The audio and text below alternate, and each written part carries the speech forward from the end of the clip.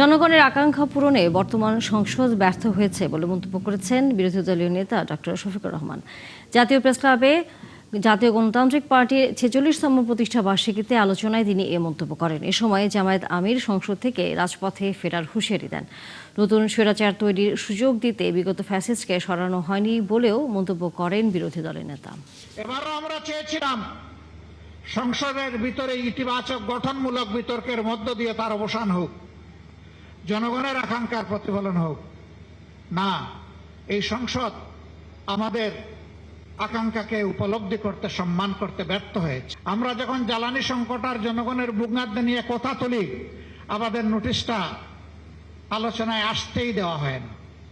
ভয়, সত্য জনগণের কাছে প্রকাশ পেয়ে যাবে। আমাদের পলিসি স্পষ্ট: ন্যায় কাজে সহযোগিতা, সমর্থন, অন্যায়ের বিরুদ্ধে প্রতিবাদ এবং প্রতিরোধ। সেই দেয়াল আমরা তুলে রাখবো ইনশাআল্লাহ। আল্লাহ বাংলাদেশকে নব্য ফেসিবাদের হাত থেকে মুক্ত করার ব্যবস্থা করে দিন।